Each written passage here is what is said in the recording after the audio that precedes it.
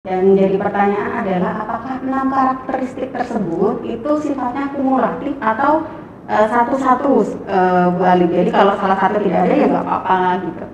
Ya, 6 karakteristik itu satu kesatuan ya, tidak bisa hanya salah satu aja. Oke. Ya, menjamin tidak ada kekerasan, menjamin relasi yang seimbang, tumbuh kembang semua anggota keluarga, kemudian terpenuhi kebutuhan dasarnya, meyakini semua peran sama mulianya, dan bagaimana yang selalu mendorong kebaikan, penuh dengan berkah. Itu adalah keseluruhan, tidak bisa hanya satu gitu. Kalau hanya satu nggak bisa sakinah. Oke. Iya. Poin pertama itu tidak ada kekerasan dalam rumah tangga begitu ya Bu Ali ya. Tapi di masa ini kita sering kali mendapati bahwa kasus kekerasan dalam rumah tangga itu semakin meningkat. Ya.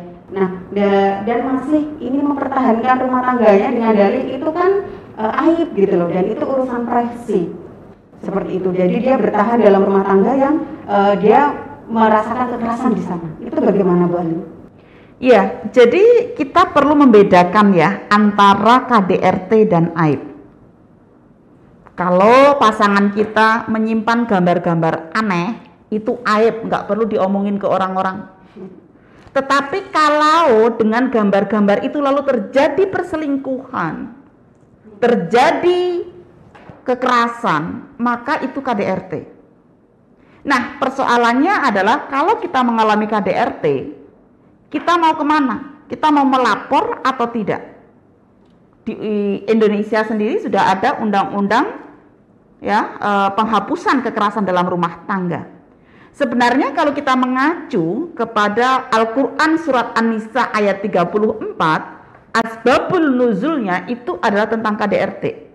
Karena ada seorang sahabat yang melapor kepada Rasulullah tentang perlakuannya dia kepada istrinya ya terkait dengan kekerasan gitu. Karena itu di sini berarti Rasulullah adalah sebagai lembaga layanan yang mendapatkan laporan KDRT. Jadi kalau kita mendapatkan KDRT, maka perlu diselesaikan. Jangan diumbar di medsos yang tidak menyelesaikan masalah, tapi diselesaikan. Karena kalau tidak diselesaikan, maka intensitasnya itu akan semakin tinggi, semakin besar. Jadi kita perlu memahami siklus KDRT. Siklus KDRT itu awalnya terjadi ketegangan, ya. Setelah terjadi ketegangan, kemudian terjadi kekerasan. Setelah terjadi kekerasan, dia mengalami bulan madu, minta maaf, ini itu gitu kan. Setelah itu kemudian akan terulang lagi. Karena itu harus diselesaikan.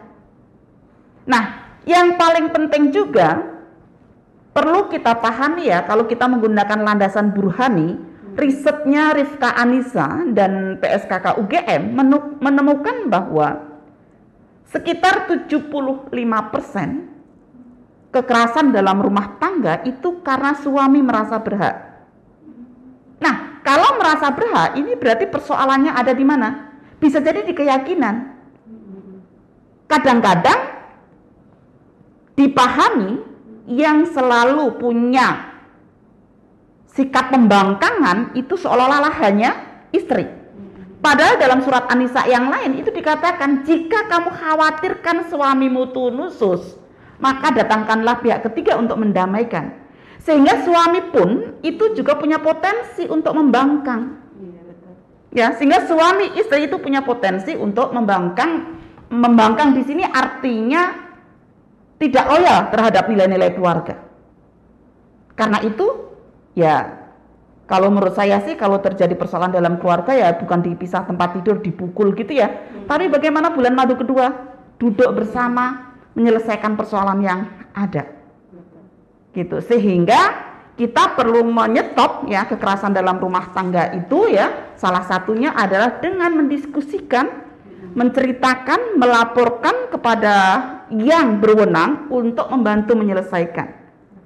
Dan memang sih kita mungkin tidak perlu cerita kepada orang tua ya, karena mungkin yang kita ceritakan yang baik-baik saja. Tapi bukan berarti kita kemudian terima untuk mendapatkan KDRT di dalam keluarga itu. Itu tidak akan menjadikan keluarga kita sakinah ketika kita membiarkan keluarga kita penuh dengan kekerasan. Berarti yang disebut dengan kekerasan di sini berarti tidak hanya kekerasan secara fisik saja ya Bu ya, bisa verbal di kata-kata yang kasar seperti itu juga kekerasan ya. Betul sekali. Nah ini penting juga ya Ibu Bapak sekalian yang saya hormati. Banyak ulama-ulama kita itu yang kadang-kadang sering menjelaskan nusus itu tidak diikuti dengan zihar. Nusus itu pembangkangan yang sering ditafsirkan pembangkangan pada istri, tapi sebenarnya zihar itu adalah kekerasan verbal, yaitu tidak boleh menyamakan punggung istri dengan punggung ibunya. Bukan berarti punggungmu itu loh sama dengan punggung ibuku, bukan begitu. Masakanmu itu loh nggak sama dengan masakan ibuku. Itu kekerasan verbal dan dilarang oleh agama. Jadi zihar aja dilarang kekerasan verbal itu, apalagi sampai yang sifatnya kekerasan seksual, itu kekerasan fisik, ataupun juga penelantaran ekonomi gitu, sehingga itu juga dilarang di dalam agama.